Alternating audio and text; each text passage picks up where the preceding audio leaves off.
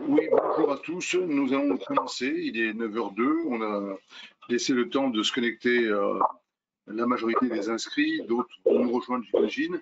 Mais merci d'être présent à cette web conférence du Conseil de l'Ordre de Paris, de France, en ce jour qui précède une grande journée, celle où demain vous pourrez sortir plus tard et dans plus de lieux. Donc, heureux de vous retrouver. Ces conférences s'organisent au niveau du comité de transmission de l'ordre régional Paris-Île-de-France. Et vous êtes probablement des experts comptables, des experts comptables stagiaires, des avocats, des chefs d'entreprise. Vous êtes connectés, mais qui que vous soyez, vous êtes les bienvenus.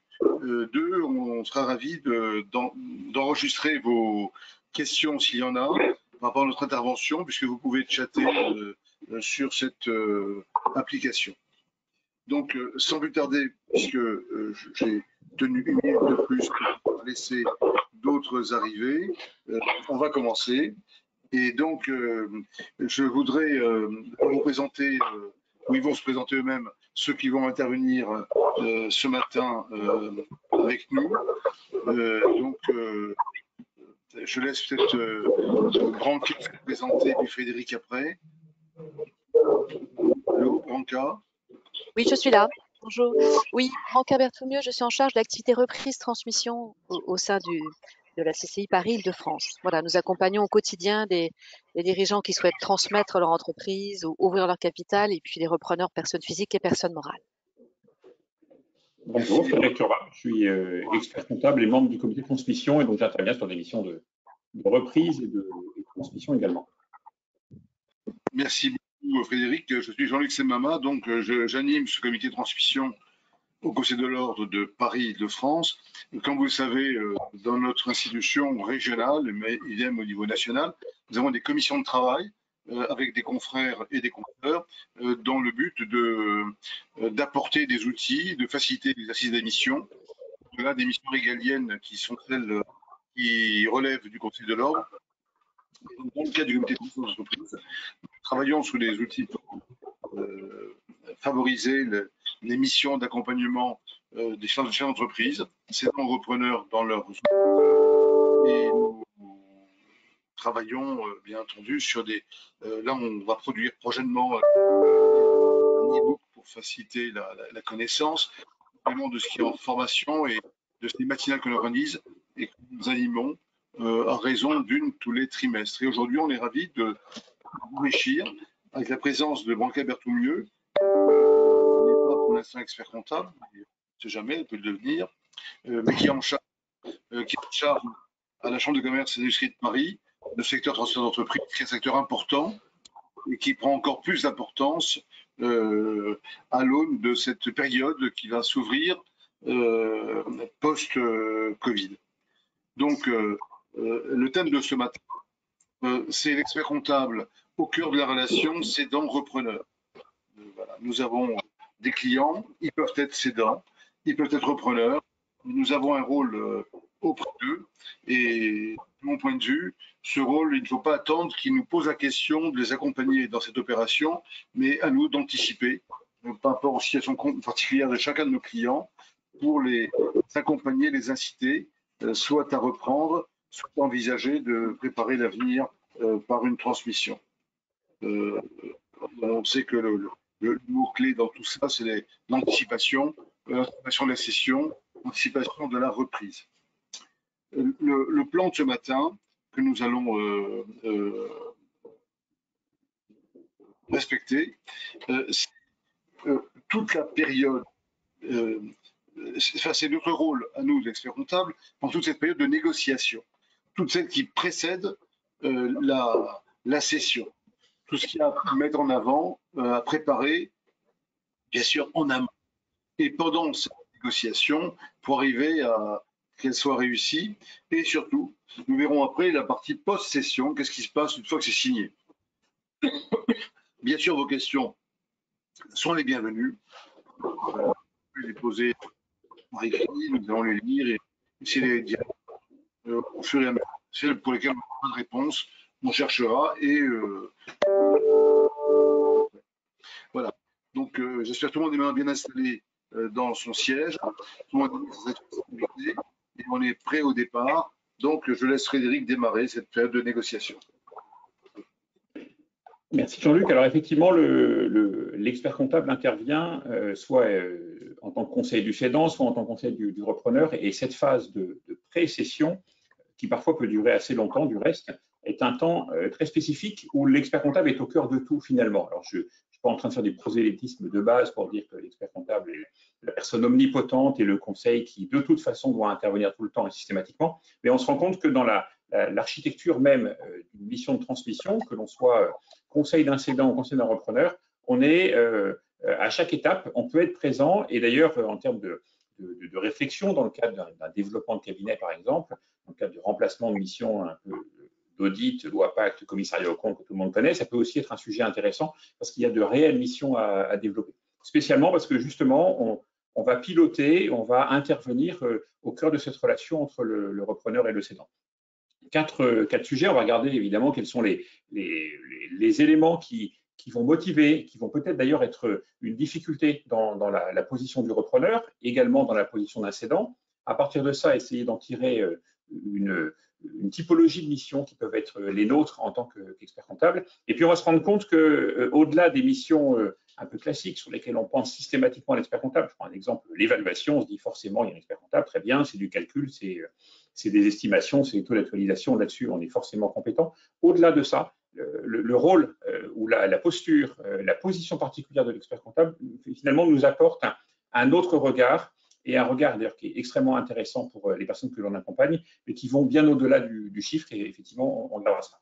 Alors, si on veut regarder quels sont les éléments liés au repreneur, quelles sont les difficultés, quelle est la position particulière d'un repreneur, donc toujours dans cette étape de négociation large, hein, ce n'est pas uniquement la négociation sur le prix, mais c'est la recherche de la cible, c'est la sélection de la bonne cible vers laquelle avancer, et puis évidemment la partie de négociation. Quels sont les risques? Quelle est la posture parfois un peu compliquée d'un repreneur? Il y a trois risques principaux dans cette étape-là. Lorsque l'on accompagne un repreneur, il y a le fait de se trouver en but avec un de nos clients, une personne que l'on accompagne qui veut absolument reprendre une entreprise, une qui veut absolument reprendre cette entreprise-là, je vais développer ce petit point-là, et puis des éléments qui sont liés au premier diagnostic, puis évidemment après on va voir toute la partie négociation. Il est assez courant d'accompagner des entrepreneurs, alors pas toujours au tout départ du moment où ils commencent à réfléchir, mais souvent au bout d'un certain temps, ils vont aller chercher un expert comptable qui va les aider soit à aller identifier la cible, soit à aller analyser ce qu'on appelle les premiers diagnostics sur des cibles déjà identifiées. Souvent, ces personnes-là sont déjà dans un temps qui est long. Il faut imaginer qu'un repreneur d'entreprise, généralement, il n'a pas a priori 18 ou 20 ans, il a souvent un passé, soit entrepreneurial, soit carrément lorsqu'il était salarié. Il va quitter cette dynamique-là, peut-être même ce confort, oserais-je dire là, pour aller rentrer dans une période en se disant maintenant je vais être repreneur d'entreprise. Et souvent c'est un temps dont il ne mesure pas la durée, parfois même dont il n'apprécie pas la durée au démarrage et qui peut sembler long. Et c'est peut-être d'autant plus long qu'il y a des échéances qui peuvent arriver. On imagine quelqu'un qui part dans le cadre d'un plan de sauvegarde de l'emploi, d'un plan de départ volontaire, donc de rupture conventionnelle. La fameuse durée de 24 mois d'allocation retour à l'emploi peut être un élément de pilotage, voire de difficulté, parce qu'on va se retrouver en but avec une situation qui est un peu compliquée. On n'a toujours pas trouvé d'entreprise, ça fait 16 mois qu'on en cherche une. Donc à la limite, la première qui passe, on saute dessus et on y va et on fonce. Donc, c'est un lieu particulier. Alors, pourquoi je cite ça? Parce que, de fait, l'expert comptable qui est en face, ou plutôt qui est à côté de ce repreneur, va avoir un rôle particulier. On va en parler. Donc, le temps de recherche de la cible, le temps de sélection de la cible est un temps qui peut sembler long, et notamment en but à certaines difficultés, à certains éléments de calendrier particuliers.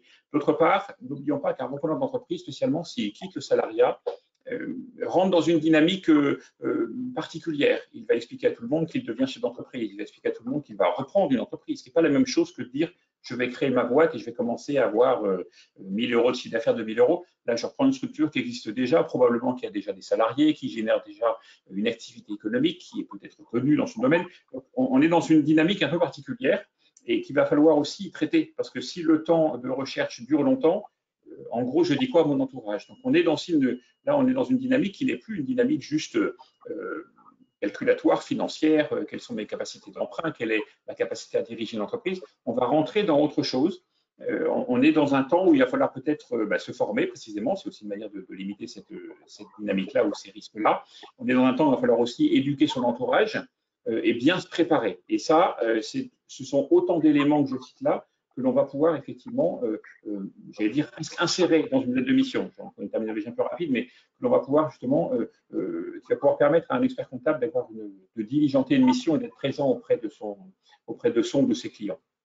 Un autre risque qui peut être présent dans une démarche d'accompagnement, là, toujours côté repreneur, c'est le fait de dire, c'est bon, maintenant je vais prendre cette société, c'est celle-là que je veux parce que c'est le domaine qui m'intéresse, parce qu'il y a un côté éminemment psychologique, un côté de l'affect aussi, c'est un élément qui joue aussi dans ce qu'on va rechercher une structure à reprendre, ou parce qu'elle correspond à la zone géographique dans laquelle j'ai absolument envie d'aller, je veux aller en Haute-Savoie, précisément avec une vue sur le lac d'Annecy, et telle société a une vue sur le lac d'Annecy, donc c'est bon, c'est celle que je veux.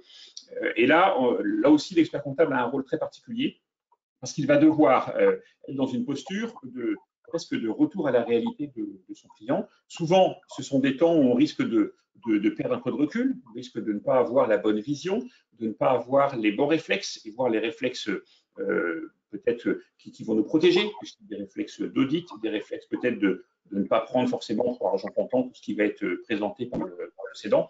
Et même dans certains cas, on va avoir notre mission d'audit d'acquisition qui va être réduite pour dire non, mais ça, c'est bon, ça je le gère, ça j'ai vu avec le gérant ou avec le dirigeant actuel. Donc, le risque majeur dans cette approche-là, ça va être finalement de faire une grosse bêtise. Hein. Ça va être peut-être d'acheter la structure qui n'est pas la bonne. Ça va être peut-être de ne pas voir un risque particulier qui peut pas forcément dire un risque financier, qui peut être un risque de management, qui peut être un risque d'organisation lié à la société, qu'on n'aura pas forcément analysé avec le bon recul, avec la bonne approche, avec la bonne analyse.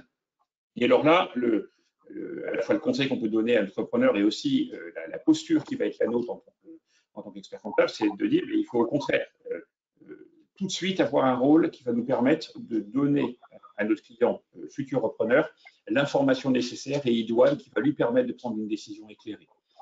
Donc ça va être au contraire peut-être d'aller dans certaines situations un peu contre lui, ce qui peut créer d'ailleurs une relation parfois un peu délicate, ce qui suppose, on en parlera sûrement à la suite de cette demi-heure, qui suppose une grande liberté entre l'expert comptable et son client, et une liberté qui va dépasser des petits moments de friction, des zones un peu plus délicates dans l'approche. Si on se place maintenant du côté du repreneur, du cédant, excusez-moi, l'expert comptable qui va accompagner le cédant va se trouver aussi en but à des situations particulières, voire à des comportements spécifiques.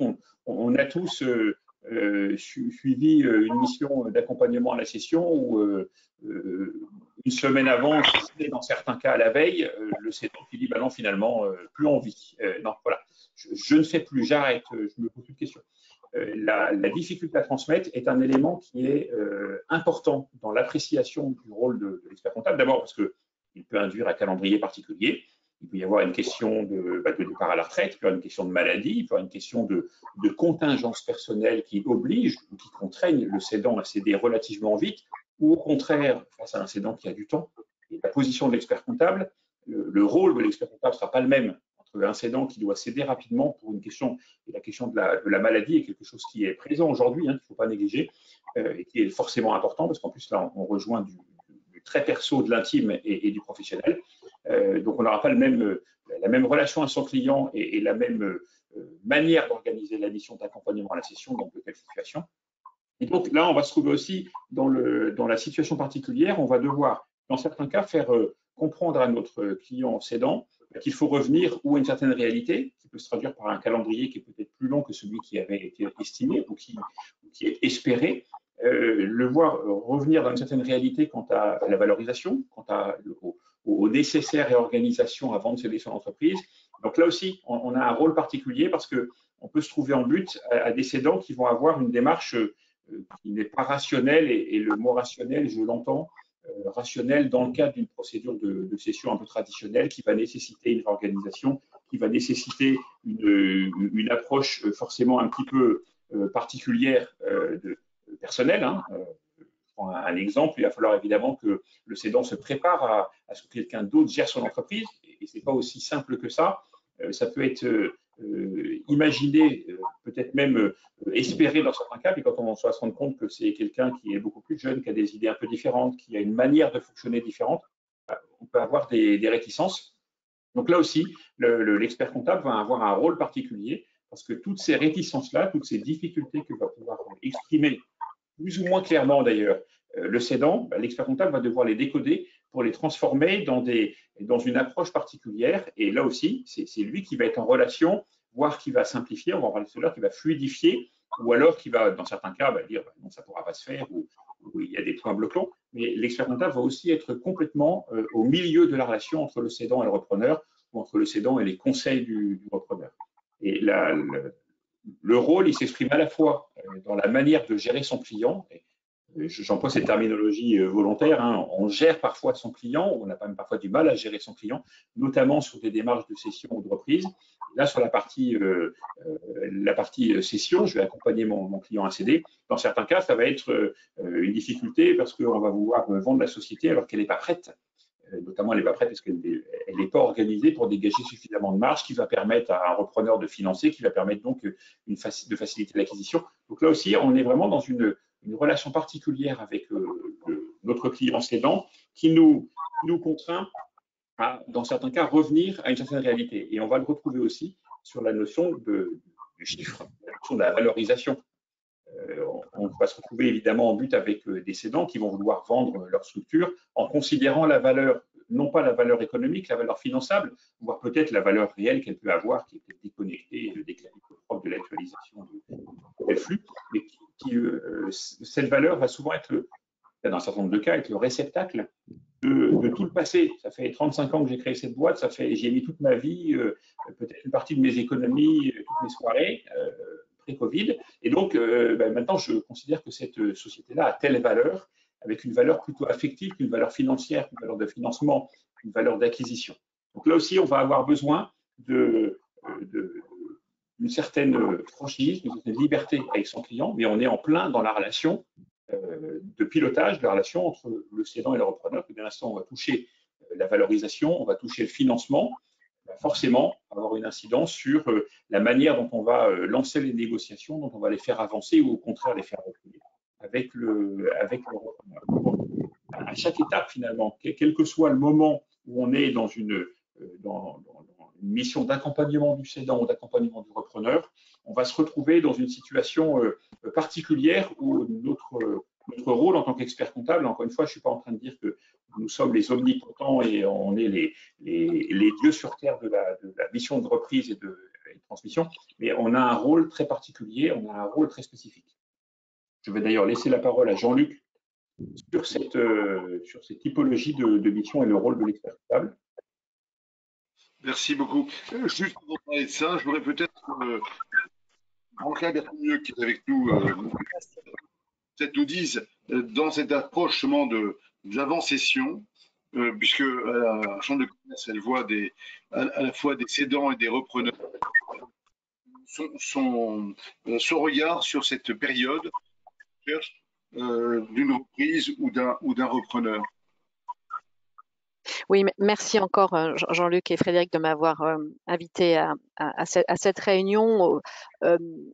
Pour ce qui concerne notre mission au sein du réseau consulaire, je le disais, nous avons une certaine antériorité, plus de 20 ans d'accompagnement sur des projets de vie, qui sont des projets de vie importants, sensibles, avec des enjeux majeurs pour des dirigeants d'entreprise.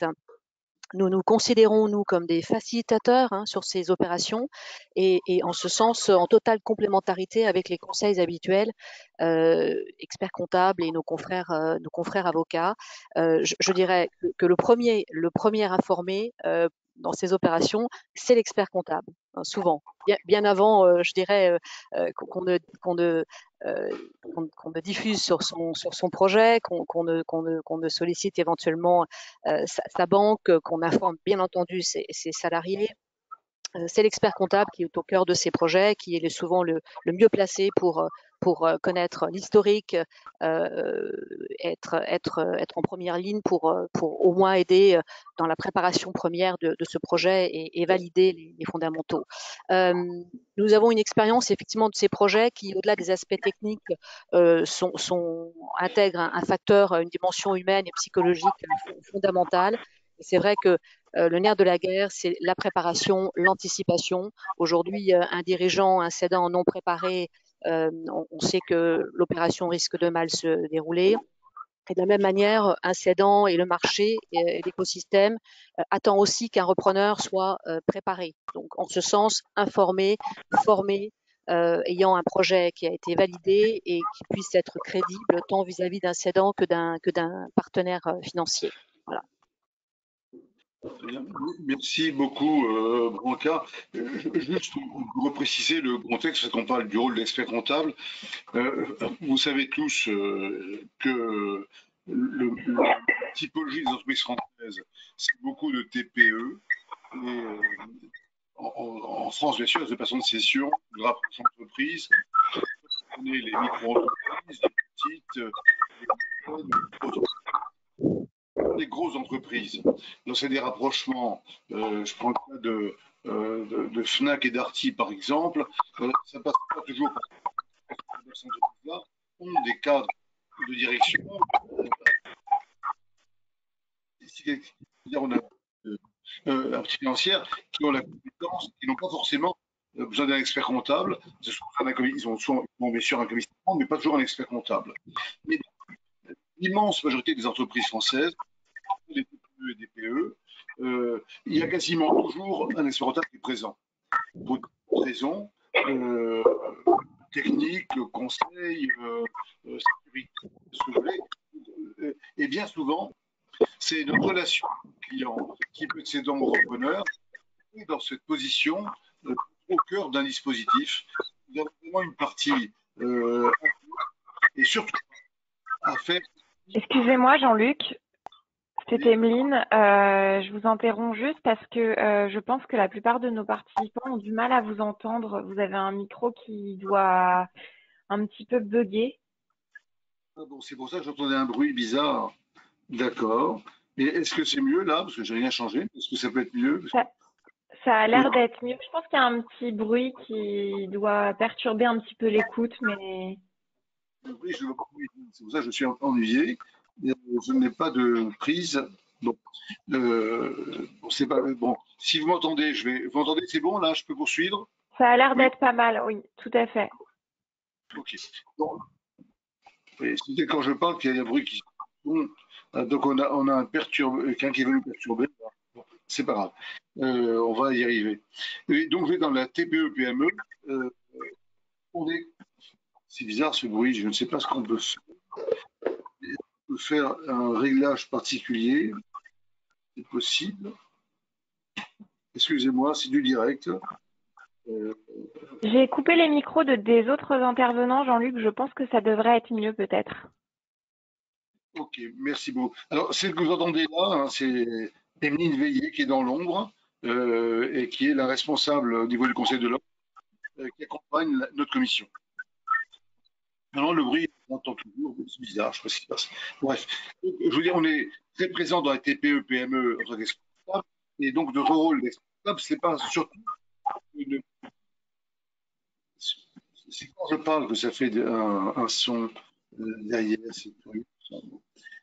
Donc, il ne faut surtout pas que, quand on est sur d'une TPE, PME, on ne soit pas sensibilisé à ces problèmes de transmission d'entreprise, parce que le pire serait de ne pas réagir quand acteur nous en parle, ou encore de ne pas nous-mêmes lui en parler en amont. Donc, c'est la raison pour laquelle notre présence doit être optimisée par la connaissance. Donc, pour les cas de figure, donc, on est expert comptable du cédant. Je vais rentrer le cas où on peut être expert comptable, bien sûr, du repreneur. Dans le cas du cédant, notre rôle d'expert comptable, ça peut être d'aider le repreneur à apprécier la valeur de son entreprise. Ce qu'il veut savoir, c'est la valeur nette d'impôt, ou éventuellement envisager le montage optimal pour qu'il ait, après impôt, le maximum. D'où l'importance de connaître les mécanismes d'optimisation fiscale, le pas du tri et d'autres, de ce qu'on sait au moment de la retraite. Il y a plein de choses qui permettent de réduire la pression fiscale. Donc, on a un vrai rôle.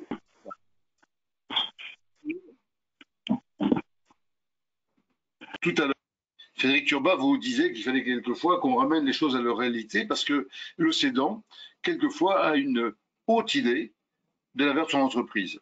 Non pas par rapport à la réalité, mais parce qu'il y a consacré beaucoup de temps, beaucoup d'heures, beaucoup de week-ends, beaucoup de je ne sais quoi. Et en fait, quelquefois, la valeur affective prend le pas. Alors que la réalité, c'est que celui qui achète l'entreprise, il n'achète pas les heures consacrées à l'entreprise par le cédant, il achète surtout l'avenir potentiel de l'entreprise.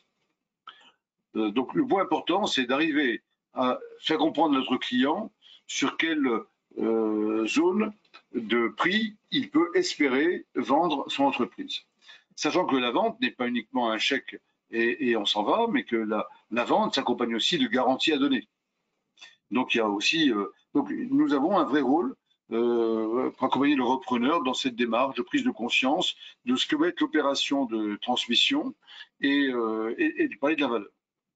Deuxième point où nous avons un rôle conséquent, c'est d'aider à préparer son entreprise à être vendue. Les entreprises qui sont invendables, parce qu'elles sont auto-centrées autour d'un dirigeant. Il est omnipotent pour les ventes, omnipotent pour ses partenaires, et s'il n'y a pas de process, s'il n'y a pas d'organisation, s'il n'y a pas de délégation dans l'entreprise, et que tout repose autour du dirigeant, en fait, la valeur, c'est la valeur du dirigeant. Comment vendre quelque chose qui va partir? C'est pas possible. Donc, il faut que l'entreprise, son activité, ses process de fonctionnement, sa clientèle, ses collaborateurs, etc., fonctionnent pour que peu à peu, l'entreprise puisse être transmise et avoir une valeur. N'oublions jamais que le repreneur, il achète l'avenir, il n'est pas le passé. Donc, il faut que le passé, qui se transforme en un présent, augure de potentiels revenus pour pouvoir être vendu. L'autre point, c'est d'accompagner le dirigeant à la cession. Au plan psychologique, notamment, parce que dans une cession, nous avons deux acteurs, le cédant et le repreneur, qui sont un peu en crise, dans le sens où le cédant se demande si on ne le demande pas trop, si le prix finalement est bon et s'il ne se fait pas avoir, il est un peu angoissé de l'avenir s'il arrête de travailler, ainsi de suite. Quelquefois, il ne sait pas faire autre chose que travailler, et donc il a inconsciemment une inquiétude. Quelquefois, la cession est nécessaire parce qu'il est malade et qu'il y va à contre-cœur. Bref, il faut l'accompagner dans la cession, voir le rôle qui sera le sien après éventuellement, et c'est notre rôle d'expert comptable, avec les partenaires qui vont travailler sur la cession, à savoir les avocats, voire d'autres experts comptables. Il y a des audits qui vont être mis en place, des documents à préparer, il y a des choses à expliquer, mais tout ceci prend du temps. Et deuxième point que je citais là, préparer l'entreprise à être cédée, c'est bien entendu parce que l'entreprise, quelquefois, nécessite pas mal de temps pour être optimisée au plan de sa rentabilité, de ses process, son organisation, quelquefois juridique, économique, sociale. Bref, il y a tant de choses à préparer en amont. Voilà la raison pour laquelle notre rôle au niveau de la cession, de la préparation de la cession, peut être aussi important et peut être étalé dans le temps. J'espère que vous m'entendez beaucoup mieux. Moi, je ne vois plus de son en back-office. Est-ce que, Emeline, vous qui m'entendez peut-être, vous pouvez me dire si ça va mieux là pour le son? Ça va beaucoup mieux, Jean-Luc. Merci beaucoup. Merci. Donc, voilà. Donc, expert comptable du cédant, on a un vrai rôle. Et je vais même plus loin que ça, on n'a pas indiqué, mais il faut aussi le prendre en compte, c'est quelquefois nous devons inciter notre client à préparer sa session.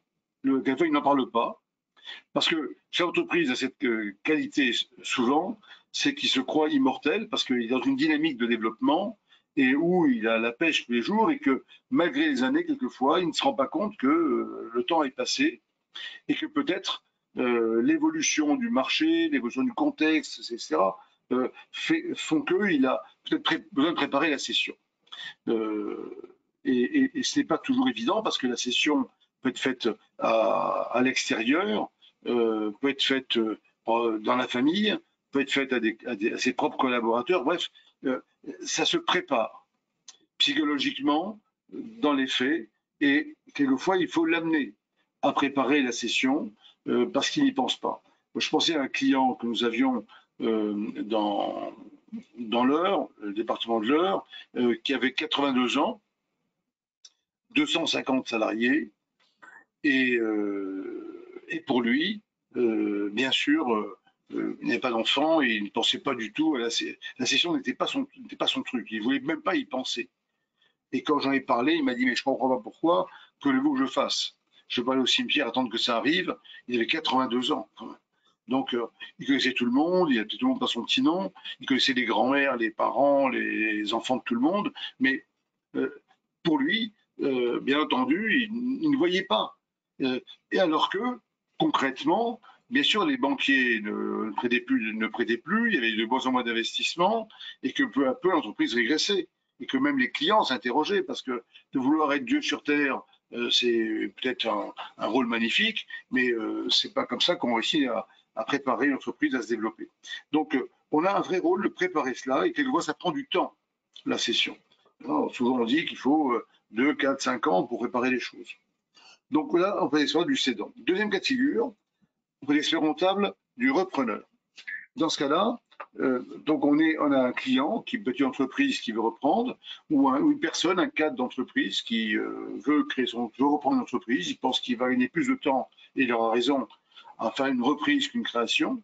Donc, notre rôle dans ce cas-là peut être divers. Ça peut être de l'aider à apprécier l'entreprise qu'il recherche, déjà de bien voir ce qu'il recherche, d'arriver à circonscrire, à trouver le périmètre de sa recherche. Pas entreprise de telle dimension, entreprise de telle activité, telle localisation, avec tel ou tel effectif. Et puis souvent, nous avons besoin de demander au début à un repreneur, surtout si c'est une personne physique, de combien il dispose d'apport pour une entreprise. Parce que ça sert à rien de chercher une entreprise qui vaut 5 millions s'il a comme apport 2,50 €. Hein. Donc, j'exagère un peu, mais nous avons connu, nous, des repreneurs qui nous disaient on recherche une entreprise dans le luxe, je me souviens. J'ai demandé quel niveau, il me dit peu importe, ça peut être 100 millions, 200 millions, 500 millions. Je dis très bien, mais vous avez quel apport? Il me dit je m'arrangerai. On sait très bien que ça c'est des bêtises. Et comme souvent dans ces opérations-là, on est payé au résultat, ne perdons pas notre temps, voyons qui peut acheter quoi, pour bien orienter. Et puis quand, quelquefois, le repreneur trouve une entreprise à reprendre de tout seul, ou avec l'aide de la chambre de commerce, ou avec l'aide d'un autre conseil, quelquefois, il faut quand même faire un diagnostic pour voir si ça correspond à lui ou à elle. Non seulement en termes de valeur, mais ça il est assez grand pour le voir souvent, mais en termes de compétences, en termes d'application, si l'entreprise en question elle est saine, elle est solide, si on peut se faire de bonnes conditions. Quelquefois l'entreprise est bonne, mais le dirigeant cédant ne veut pas donner de garantie, par exemple. J'en ai connu encore une récemment, où dans les associés qui vendaient, il y avait un des trois qui était opposé à toute garantie ou à toute clause de non-concurrence. Bon. Donc, on est dans le diagnostic, voir si le risque peut correspondre ou pas. On peut aider le repreneur dans la valorisation, sachant que là aussi, il y a toujours un hiatus entre celui qui vend et celui qui achète. Celui qui vend pense que son entreprise vaut très très cher. Celui qui achète, il pense qu'il faut vraiment réduire la valeur. La question, c'est est-ce qu'on peut arriver à trouver une zone de rencontre. Une des façons de faire souvent, c'est de prévoir ce qu'on appelle une clause de earn-out, une clause de complément de prix, si certaines conditions sont remplies. Parce que celui qui vend, on veut dire, souvent qui vend au bon moment, que les résultats vont pleuvoir après son départ, il a tout mis en œuvre pour ça. Mais bon, tant qu'on n'a pas vu, un peu comme ça Thomas, on peut s'interroger.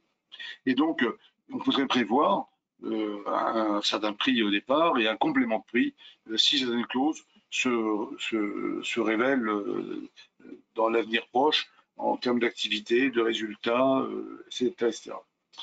Donc, la valeur, c'est un point important parce que c'est ce qui va fonder souvent la transaction et ce qui va aussi être le point de départ d'un projet souvent d'emprunt et de capacité de remboursement.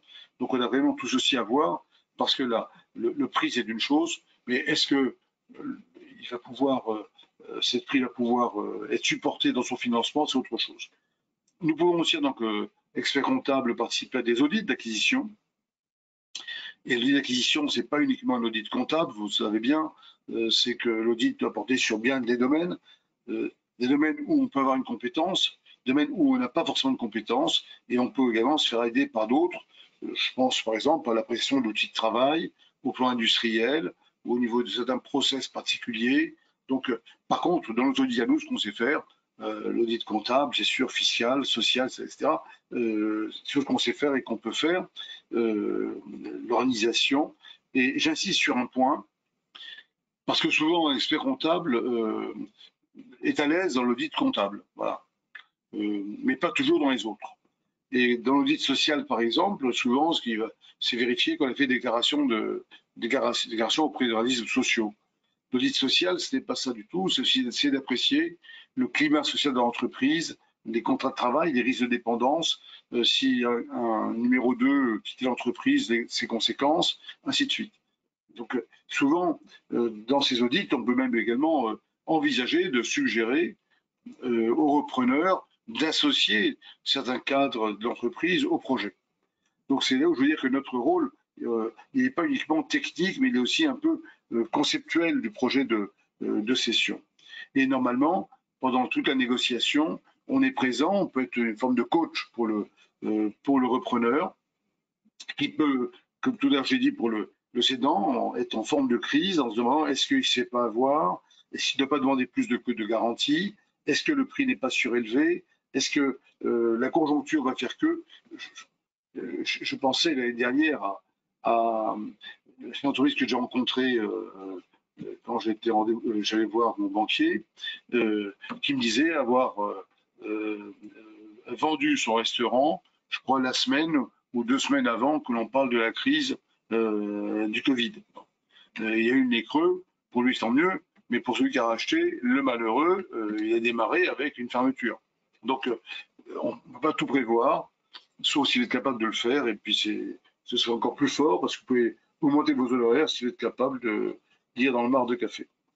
Donc, expert comptable, en résumé, du cédant ou du repreneur, on a du pain sur la planche, on a du travail, et il ne faut pas ménager sa peine parce que les conséquences sont importantes.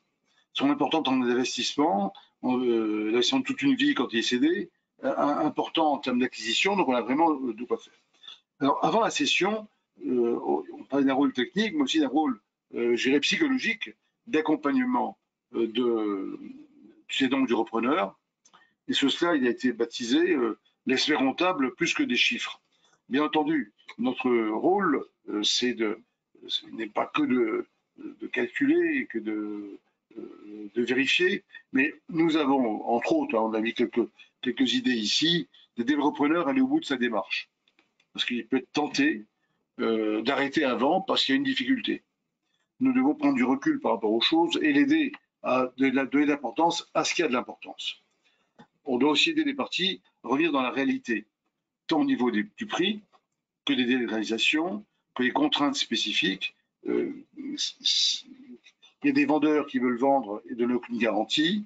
Nous devons travailler là aussi avec leurs conseils pour les ramener à la réalité, que finalement, quand on vend, bien sûr, il faut donner un peu de garantie, raisonnable aussi, qu'au niveau du prix, modalité de paiement du prix, quand il faut payer, bref, tous les points particuliers. Travaillons il ne faut pas jouer au poker menteur. Il faut être dans une relation de confiance où finalement, l'entreprise qui est dirigée va être heureux de passer le relais parce que l'entreprise a sa pérennité. Nous devons être un facilitateur pour réussir l'opération, tant dans les zones de crispation, de négociation, de modalités, bien sûr, que pour la garantie. Il peut y avoir, pour des raisons même extérieures quelquefois, nous avons un rôle vraiment pour apaiser, pour amener de la sérénité. Tout à l'heure, en démarrant cette conférence, mon ami Frédéric Turbat vous disait qu'il faut préparer son environnement. C'est extrêmement important parce que quelquefois, nous voyons des cadres d'entreprises qui ont perdu leur job ou bien qui veulent créer une entreprise ou reprendre une entreprise, puisqu'on parle de reprise, qui n'ont pas l'assentiment de leur environnement proche. Or, souvent, quand on reprend une entreprise, on dépasse largement les 35 heures. Et pour ceux qui sont habitués à avoir un cadre de travail et de vie très normé, très cadré, où on regarde le feuilleton, je ne sais pas à quelle heure, en fin de journée, la vie peut changer. Et si vous avez un conjoint ou des enfants ou un environnement qui n'est pas préparé à cela, ça peut créer des problèmes. Et donc, ne rajoutons pas des problèmes aux problèmes potentiels qui peuvent arriver. Il faut vraiment avoir un environnement qui soutienne le repreneur. Et donc, on a vraiment un rôle par rapport à ça pour anticiper, parler, échanger. Et puis donc, pour les audits, bien sûr, on est là pour aussi relativiser les choses, parce qu'il ne s'agit pas de trouver l'erreur et de bloquer, c'est pas ça le problème, ni de faire en sorte que quelquefois ça doit se faire à tout prix. J'ai souvent qu'il y a des points dangereux pour les repreneurs, c'est d'être amoureux de leur cible. Ils la veulent à tout prix. Quel que soit le résultat de l'audit, ils la veulent, ils pensent que c'est l'affaire de leur vie. Et notre rôle à nous, c'est d'être quelquefois un peu rabat-joie, malheureusement, c'est de regarder si tout est bon, parce que il peut y avoir des zones de risque, et nous devons, on est des professionnels, mettre en garde notre client ou renégocier des choses ou convenir de garanties lorsque nous avons des zones de fragilité. Alors, je vois qu'il y a des clients qui se fichent presque de l'audit, ils veulent presque signer tout de suite. Parce qu'il y a aussi quelquefois des cas où il y a une concurrence pour reprendre. Et donc, ils cherchent depuis longtemps, ils n'ont pas trouvé, ils voient une cible qui leur paraît pas mal et ils veulent tout de suite la prendre parce qu'ils ont raté déjà une ou deux opérations avant et ils sont très pressés. Donc, on a vraiment un rôle important au plan psychologique avec notre client. Et enfin, on doit quelquefois calmer le jeu pour ne pas qu'il se braque, parce que le vendeur est vendeur, l'acheteur est acheteur, et quelquefois ils ne peuvent pas comprendre la position de l'autre. Donc en fait, c'est pas un jeu de rôle, c'est pas un vrai jeu, c'est une négociation, et il est important pour arriver à trouver des solutions, de voir comment ça peut se rapprocher, de comprendre l'autre.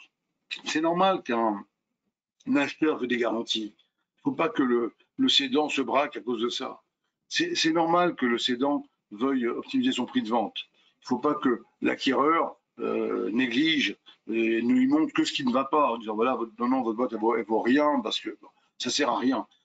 Respectons l'autre aussi dans la démarche, écoutons-le. Moi, je dis souvent que nous devons écouter les non-dits. Dans toute négociation, c'est important les non-dits. Je dis même à mes collaborateurs, certaines fois, certains me disent, mais je ne comprends pas, parce qu'il ne dit rien, comment voulez-vous qu'on puisse écouter ce qu'il ne dit pas? Mais justement, les non-dits ont toute leur importance, surtout quand on voit les personnes, quand on est en relation avec elles, et il peut y avoir des blocages. Faisons en sorte que, surtout nous, quand on est en position d'accompagnant, de conseil du repreneur ou du cédant, pour l'amener à une position plus coopérative pour cela. Voilà, nous allons voir maintenant la partie post-session, après. Et donc, je vais laisser la parole d'abord à Branca Berthoumieux qui va vous parler du rôle de la Chambre de commerce dans ce moment-là important. Oui, merci. Donc, je vous le disais, nous avons une expérience assez longue finalement de l'accompagnement de ces projets.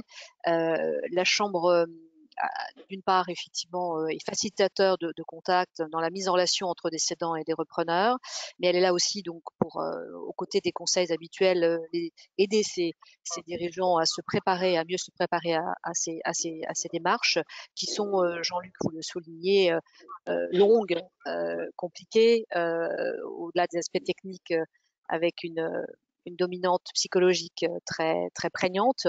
Et donc, il faut souvent essayer de rassurer, démystifier, et ainsi mieux préparer les dirigeants sur la transmission de leur entreprise. Et c'est compliqué pour un cédant, donc c'est aussi compliqué pour un repreneur, bien entendu, et les délais qui s'imposent aux uns sont aussi une contrainte pour les repreneurs en face, bien entendu. Euh, Au sein du réseau consulaire, nous avons un réseau national partagé. Euh, avec une bourse d'opportunités qui permet déjà donc une mise en relation facilitée entre des cédants et des repreneurs, dans un contexte de neutralité, de grande neutralité et de grande confidentialité, bien entendu. C'est plus de 1000 mises en relation par an, c'est entre 150 et 200 opérations qui arrivent à se concrétiser par an sur la région Île-de-France. Donc nous sommes assez fiers de ces concrétisations. Alors concrètement, que proposons-nous à un cédant et à un repreneur? Un cédant, nous allons bien entendu, avec ses conseils habituels, l'aider à mieux préparer son projet, réfléchir avec lui aux côtés de son expert comptable au sujet de la valorisation, parce qu'une entreprise dont le prix de cession est infondé, on va sur un projet qui nécessairement ne va pas bien se dérouler. Il faut rendre l'entreprise effectivement transmissible, réfléchir aux côtés du cédant au profil du repreneur adéquat. Est-ce un repreneur personne physique? Est-ce plutôt une opération de croissance externe? Ça peut être aussi les deux sujets. L'aider à préparer l'information autour de son projet, un dossier de présentation permettant d'aller vers une recherche de repreneur n'est pas celui que l'on peut collecter en tant que plaquette de présentation commerciale ou pour aller éventuellement porter un appel d'offres, on le sait bien. Donc, il faut préparer les éléments et transmettre une information première suffisante. Une fois tout ceci préparé, une fois que le profil du repreneur est entendu, nous allons effectivement essayer de trouver le profil adéquat. Donc, trouver des repreneurs. Nous en accompagnons plus d'un millier avec des repreneurs personnes physiques et personnes morales. Et quand nous n'avons pas aussi en face la contrepartie, nous pouvons identifier sur un marché donné quelques faiseurs. Ça peut être des concurrents, ça peut être des entreprises qui ont une activité complémentaire et qui auraient un intérêt à faire, et nous mettons en relation. Voilà notre rôle premier. Et de la même manière pour nos repreneurs, qu'ils soient personnes physiques ou personnes morales, nous sommes dans un rôle d'information, de sensibilisation, de formation. Je rappelle que nous avons une formation qui est sur un format court dédié à la reprise d'entreprise et qui peut intéresser tant les repreneurs personnes physiques que les repreneurs personnes morales. Toujours l'idée de mieux se préparer à cette démarche. Et de la même manière, nous facilitons aussi le réseau, le partage d'expériences au travers d'un club de repreneurs, et nous les mettons en relation, ces repreneurs, avec nos cédants, et nous allons aussi pour leur compte rechercher des cibles sur des secteurs d'activité que nous avons bien sûr entrevus avec eux, et pour autant que leur projet puisse faire sens, soit crédible et permette effectivement d'être présenté à des cédants potentiels. Voilà. Donc notre rôle est vraiment d'aider à préparer ces projets et d'être facilitateur de contact, de permettre à des cédants et des repreneurs d'être mis en relation et d'avancer. Nous sommes là du début jusqu'à la fin, encore une fois aux côtés des conseils habituels, sachant que nous sommes dans une durée d'accompagnement qui est entre 12-18 mois, 24 mois parfois. Ce sont encore une fois des opérations qui prennent du temps, et je dirais que ce n'est pas anormal qu'il en soit ainsi. Peut-être si j'ai encore 2 minutes, un éclairage sur ce que nous vivons aujourd'hui et ce que nos clients, cédants et repreneurs traversent en cette période un peu complexe et contexte Covid. Jean-Luc, vous le soulignez, c'est un marché qui est composé effectivement, enfin le tissu économique français, c'est 95% des de toutes petites entreprises de moins de 50 personnes. Donc, il y a un réel besoin d'accompagnement de ces projets. Plus d'un tiers des entreprises franciliennes ont à leur tête un dirigeant qui a plus de 55 ans. Donc, on sait que ce n'est pas le facteur unique de la motivation de céder pour des raisons d'âge, mais néanmoins, quand on a un certain âge, on commence à penser à la transmission d'entreprise, donc on a fort à faire. On sent qu'il y a eu, certaines activités sont plus résilientes que d'autres, mais on sent naturellement, eu égard à la crise, qu'il y a une certaine lassitude, une envie de certains dirigeants peut-être de passer la main un peu plus tôt, un peu plus rapidement que prévu, et de se désengager de leur risque entrepreneurial. Et puis, nous constatons à ce jour un réel intérêt pour la croissance externe. Bon, c'était déjà le cas il y a quelques années, mais aujourd'hui, bon nombre de dirigeants se disent, mais voilà, il y a peut-être quelques confrères ou quelques entreprises qui sont un peu fragilisées. Un rapprochement, un adossement vous permettrait d'être effectivement à deux un peu moins fragile et puis de consolider ainsi et de faire croître mon activité. Donc, un réel vraiment engouement pour les opérations de croissance externe et ce, pas uniquement pour des entreprises pas très structurées, mais des PME, TPE qui font 1 million, 2 millions d'euros de chiffre d'affaires et qui se disent que celui qui fait 500 KE ou 1 million d'euros à côté et qui a une activité complémentaire pourrait leur permettre de croître et de développer leur périmètre d'activité. Voilà. Donc, sur ces opérations-là, nous intervenons ici. Et sachez, et j'en terminerai par cela, que nous avons, au travers d'un programme qui est soutenu, financé par la région, la possibilité de réaliser un diagnostic croissance externe. Donc, si l'un de vos clients a en l'occurrence un projet, n'hésitez pas à nous solliciter. Naturellement, vous prendrez le relais sur la suite, effectivement, et l'accompagnement de ces projets. Mais nous pouvons réaliser un diagnostic premier pour l'aider à mettre tout cela au clair dans sa tête et à structurer la démarche et au moins être un peu catalyseur, à sensibiliser ces entrepreneurs sur la possibilité pour eux aussi d'aller vers une opération de croissance externe. Merci, merci Branca. Je voudrais juste appuyer sur cette croissance externe, parce que certains de nos clients, quelquefois, n'ont pas la croissance qu'ils pourraient avoir. Quelquefois, certains thésaurisent. Et nous voyons, nous, quand on arrête des comptes d'entreprise, des trésoreries qui ne servent à rien. Et peut-être que c'est l'occasion de se développer, de laisser dormir. Et bien souvent, on voit des activités qu'on voit bien qui sont entièrement restructurées, des activités, des concentrations d'entreprises dans plein de domaines. Et peut-être que le développement avec complémentaire, c'est une opportunité. C'est aussi donner à l'entreprise un nouveau challenge. Parce que les entreprises, il y a 25 ans, au bout de 25 ans, il peut être quelquefois dans une dynamique qui porte, bien entendu, que la création et le développement initial. Et un projet de reprise avec un plus jeune, éventuellement, ça peut être aussi un objectif et un deal, un défi intéressant pour son entreprise. Donc, je laisse Frédéric continuer sur la partie post-session. Merci. Alors, une petite précision peut-être que j'aurais sûrement dû faire au départ, je vais m'en excuser. Là, on présente les missions de l'expert comptable ou de l'expert comptable spécifiquement dans le cadre de la relation particulière qu'ils ont à la fois avec le cédant et avec le repreneur. On n'est pas en train de lister toutes les missions d'un expert comptable dans un projet de reprise ou de transmission. On est vraiment en train de lister là où on est particulièrement au cœur de la relation et on a presque les deux casquettes. Alors, suite à ce temps de négociation, évidemment, qui aboutit, prenant l'hypothèse positive, qui aboutit dans le cadre de ce projet-là à la réalisation définitive de l'opération, donc la transmission, la cession, l'acquisition, et il va s'ouvrir une période nouvelle, pour le coup avec les mêmes acteurs, mais avec une posture radicalement différente.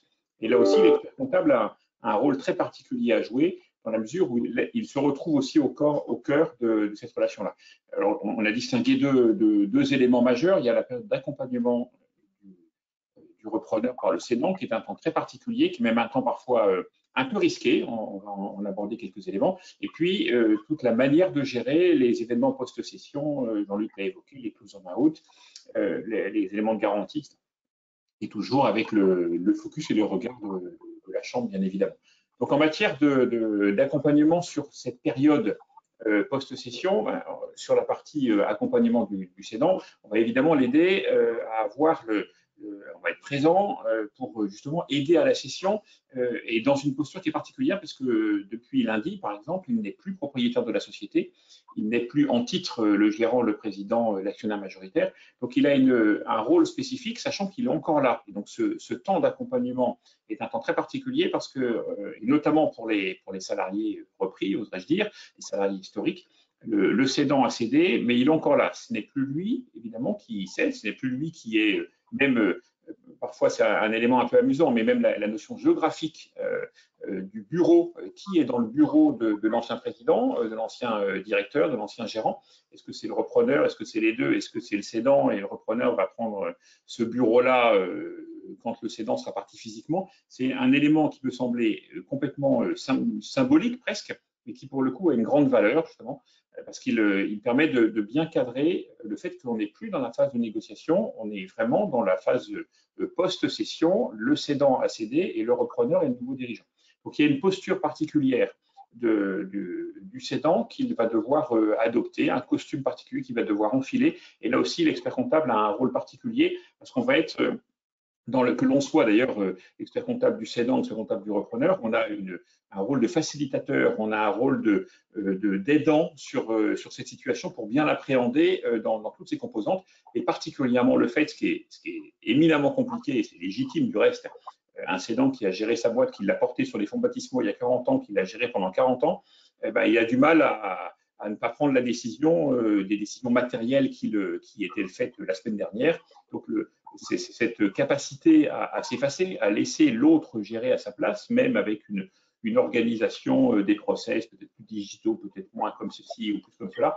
Forcément, il y a une dynamique particulière et il y a un élément nouveau à apprendre. De la même manière, lorsque l'on est expert comptable et qu'on va accompagner le repreneur, lui aussi, il change complètement de situation, même s'il a géré un grand service de 300 personnes dans un grand groupe pendant 15 ans, il devient patron d'une PME ou d'une TPE avec peut-être beaucoup moins de salariés, mais j'allais dire beaucoup plus d'enjeux, beaucoup plus d'éléments qui vont être analysés quant à son management. Et là, on a un rôle qui est très particulier, qui est d'ailleurs, je trouve, à titre professionnel, qui est extrêmement intéressant et positif, qui va être d'aider le repreneur dans cette phase de conduite du changement. Et la période de conduite du changement, elle a deux composantes. Il y a lui-même qui va devoir passer d'un statut de salarié ou d'ex-salarié il y a quelques années ou quelques mois à statut de dirigeant, et on est dans évidemment un changement assez radical.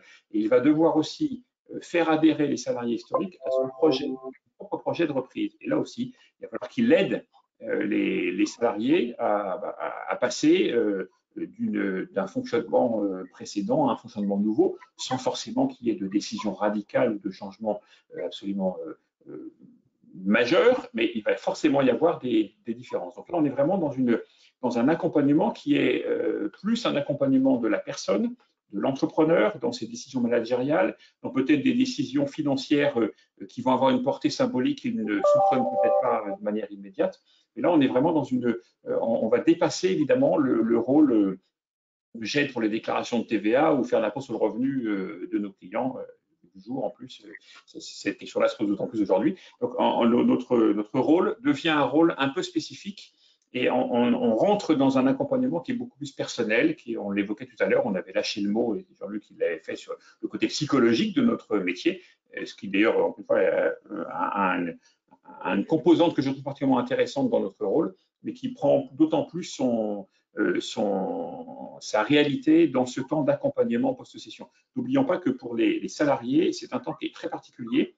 D'ailleurs, dans les analyses qui ont pu être faites, notamment par les psychologues, il a été considéré que le temps post-session était un temps semblable avec les mêmes étapes que le temps du deuil, avec la phase de renonciation, la phase dans certains cas de révolte, la phase d'acceptation, etc. Et donc, cette période où les deux sont là, le repreneur et le cédant, est une période très particulière, et l'expert comptable étant à la fois un peu en dehors et éminemment proche, a un rôle spécifique à jouer. Donc, n'oublions pas cette dimension-là, notamment quand on va aller proposer des missions à nos clients, qu'on les accompagne dans le cadre d'une session ou dans le cadre d'une reprise.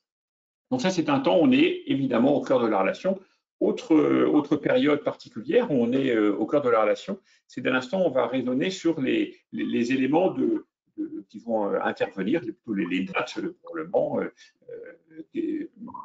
clause de burn-out, clause de révision de prix, comment va-t-on faire sur l'appréciation sur les calculs. Alors là, pour le coup, on va avoir à la fois un rôle probablement de facilitateur et puis peut-être dans certains cas un rôle un petit peu plus de censeur, un rôle peut-être un peu raide pour contester le cas échéant la mise en jeu des garanties passives, contester le cas échéant le calcul de la révision de prix sur des éléments qui ont peut-être été estimés différents, peut-être d'ailleurs par un de nos confrères.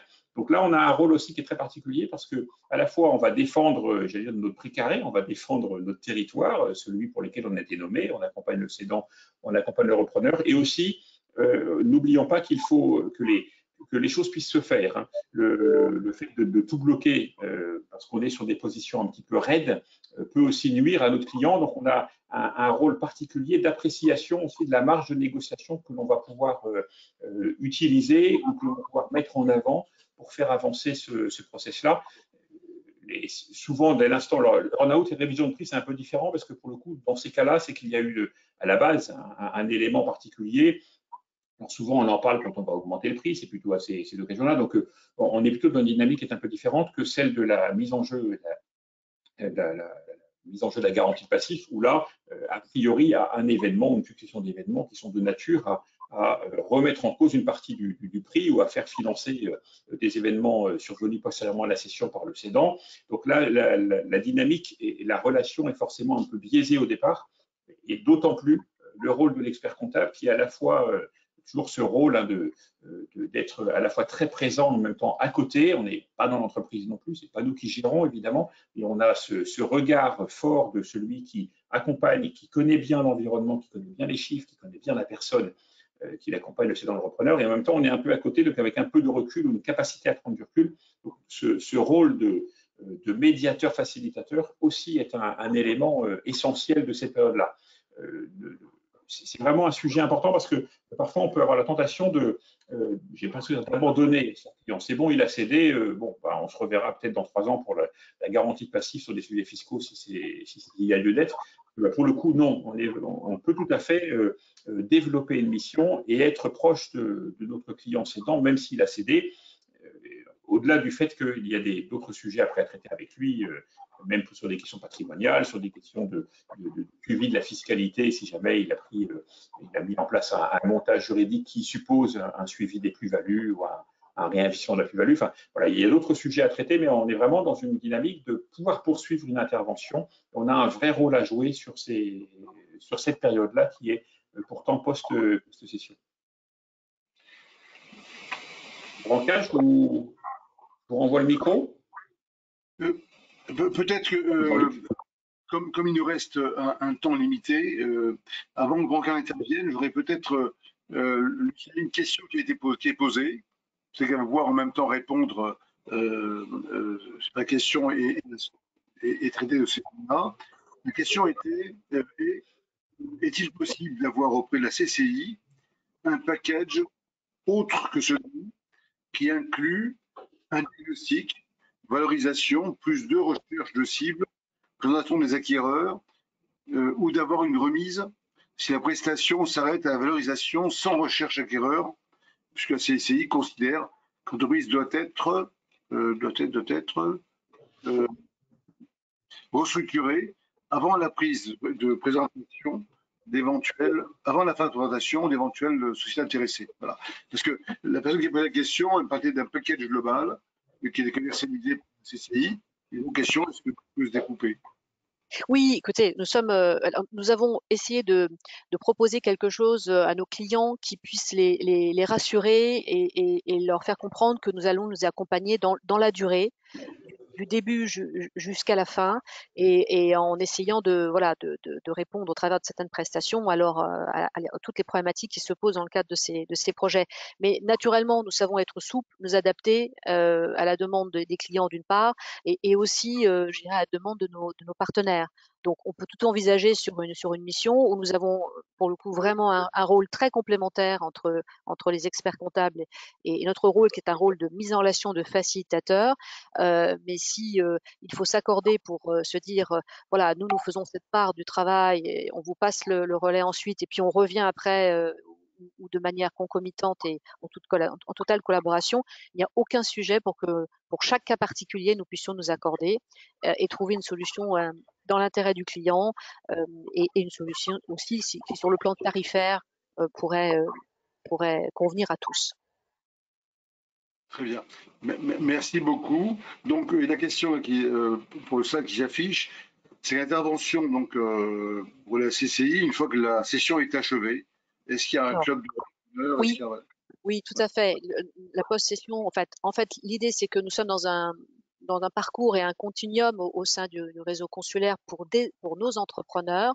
Donc, une fois la session réalisée, nous leur proposons d'adhérer à des clubs qui permettent, parce on sait qu'ils sont très entourés souvent avant la reprise et pendant la session et surtout pour les repreneurs qui se retrouvent à la tête de l'entreprise et parfois un peu plus seuls dans ce temps de décompression après la reprise. Et donc, il leur faut être entourés et nous leur permettons au travers de clubs de repreneurs d'avoir un réseau, un partage d'expériences.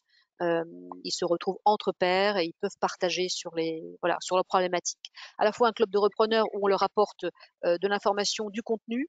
Nous faisons appel à des experts qui viennent débattre d'une thématique donnée, le développement commercial, le développement international, la partie RH. Nous avons aussi l'Institut du mentorat qui permet aussi à des dirigeants, des pairs, d'être mentors de ces dirigeants qui sont de nouveaux dirigeants, finalement, de nouveaux entrepreneurs dans le cadre d'une reprise d'entreprise. Voilà. Oui, donc nous avons accompagné sur la post-reprise les repreneurs, bien entendu. Et puis, je rappelle qu'il y a une multitude de prestations et de services dédiés sur des problématiques auxquelles ces dirigeants sont confrontés, de la même manière que d'autres dirigeants.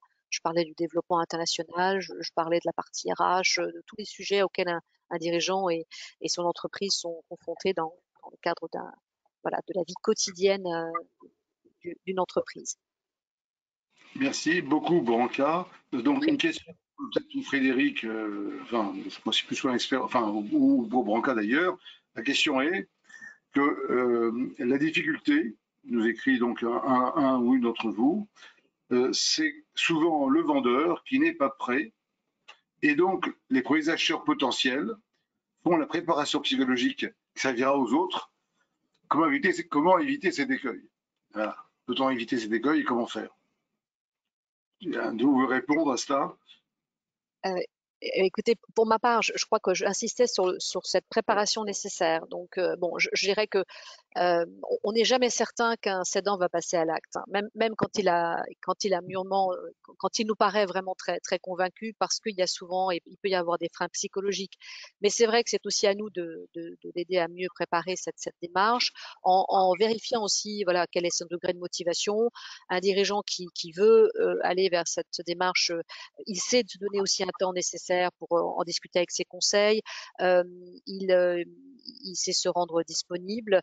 La valorisation, Jean-Luc, vous en parliez, elle est fondamentale, hein. S'il rêve d'un prix infondé, eh bien, ça veut dire aussi que quelque part, il a du mal à se confronter à la réalité et qu'effectivement, les repreneurs intéressés peuvent essuyer les plâtres. Mais je dirais que ça fait partie malheureusement aussi de la démarche.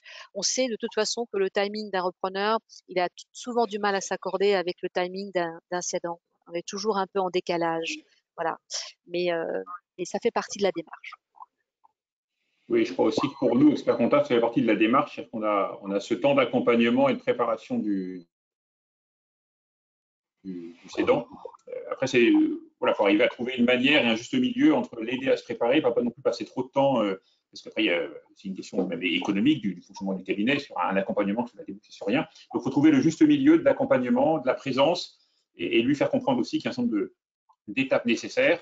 Voilà, ça fait partie un peu de notre job. Et là, pour le coup, on n'est plus dans les chiffres et dans la TVA, on est vraiment dans la relation et l'accompagnement personnel de l'individu.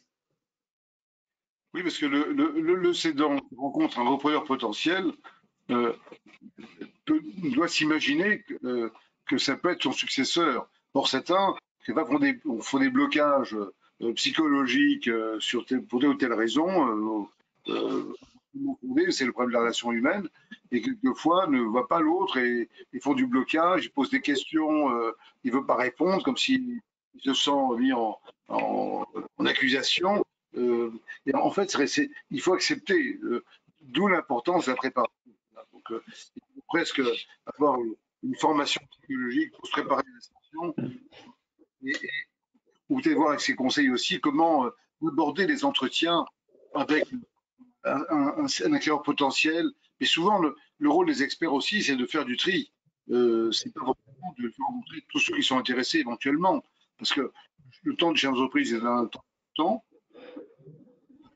Il ne doit pas le perdre bêtement. Je pense à un de nos clients qui était dans une opération de cession il y a 2-3 ans et où il s'est beaucoup investi dans le projet de cession, beaucoup trop, avec l'acquéreur potentiel, qui, au bout du bout, n'a pas acheté parce qu'il devait racheter à 2 et il y a eu un désaccord avec les associés, il n'a pas donné suite. Et pendant je ne sais pas combien, 4, 5, 6 mois, il s'est beaucoup investi à montrer les équipes, les détails. Et au bout du compte, pendant ce temps-là, pour une entreprise qui n'était pas très grosse, le chiffre d'affaires a décliné parce qu'il ne s'occupait plus de ses clients et la boîte qu'il voulait vendre n'était plus la même que celle du début. Donc c'est important de doser. Une question qui peut probablement vous intéresser tous les deux, qui est posée par une étudiante en DSCG, je prénomme Marie, donc bonjour Marie, qui a une question sur la valorisation. La question c'est, l'expert comptable peut-il être amené à changer l'approche de la valeur d'entreprise pour tenir compte des conséquences des périodes de crise sanitaire sur les performances? L'évaluer aujourd'hui.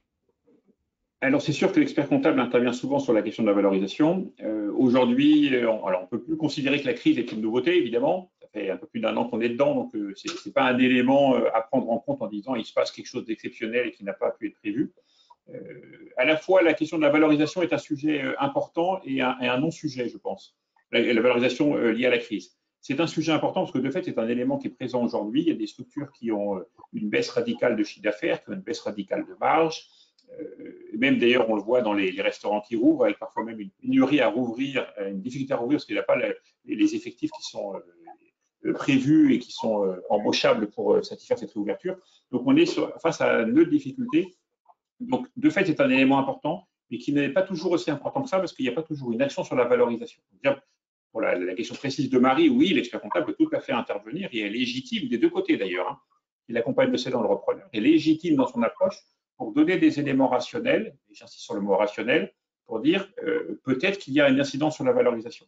Et en même temps, attention, parce que le Covid ou la Covid n'a pas systématiquement, dans toutes les situations, modifié de manière drastique la valorisation et l'approche de la valorisation, là aussi, que je sois un accompagnant du cédant, un accompagnant du repreneur, parce que dans certaines situations, peut-être même ça a permis de restructurer l'activité et dans mon petit environnement de cabinet, on a eu ça sur quelques clients. Ce temps-là a été presque bénéfique pour restructurer, pour repenser, pour réorganiser l'activité nouvelle ou une activité un peu différente qui va redémarrer, faire démarrer quelque temps. Et d'autre part, les fondamentaux de l'entreprise ne sont peut-être pas forcément absents. Même s'il y a eu une baisse pendant un temps, pendant 10 mois, 15 mois, les fondamentaux de l'entreprise sont peut-être là, voire dans certains cas ont même été dopés. On évoquait tout à l'heure entre animateurs la prégnance des webinaires et de la communication digitale depuis 1 an et demi. Il y a des activités qui en ont bénéficié. Je ne parle pas de Microsoft et de Teams et d'autres choses. Je parle d'entreprises qui ont trouvé un nouveau lieu, deux nouveaux lieux au pluriel pour communiquer avec leurs clients. Donc, oui, l'expert comptable est légitime et en même temps, il va devoir, à mon avis, avoir une approche éminemment rationnelle qui n'est pas toujours de dire la société, elle vaut moitié moins parce que je vais aller l'acheter et qu'il y a eu le Christ qui est passé par là. Merci beaucoup Frédéric pour cela. On va terminer. Je voudrais rajouter un petit mot par rapport à cette question-là. C'est qu'il peut y avoir effectivement une baisse ponctuelle de certains résultats et donc peut-être peut amener à revoir la valeur, et il peut y avoir des dirigeants qui justement ne veulent pas accepter cette baisse de valeur, considérant qu'elle est ponctuelle et qu'après ça va s'arranger et retrouver les couleurs d'antan. C'est dans ce cas-là où la notion de earn-out peut être envisagée. c'est qu'il peut y avoir un prix lié à la conjoncture et peut-être aussi un complément de prix si dans tant de temps, 6 mois, 1 an, on observe que les choses reprennent les bonnes couleurs.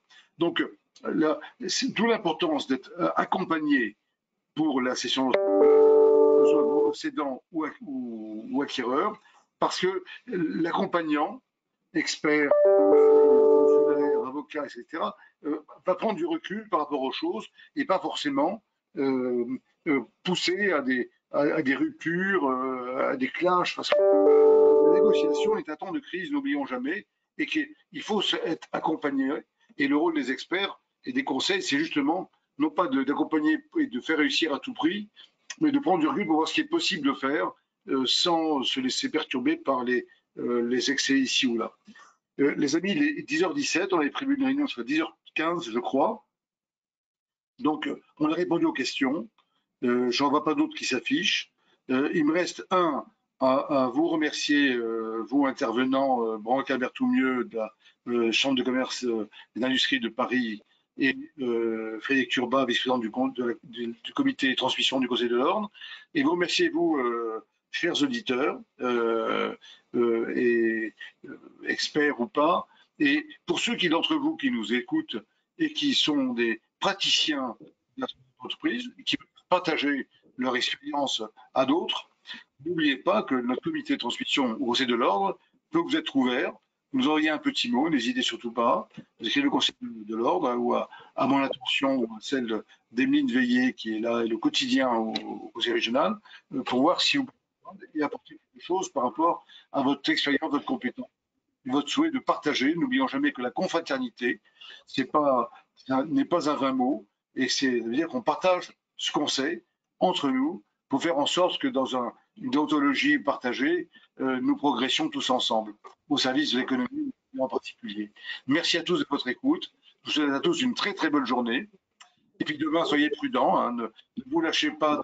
Il y a beaucoup de monde dans les restaurants demain soir, a priori, jusqu'à, je crois que c'est 23h demain soir, c'est ça.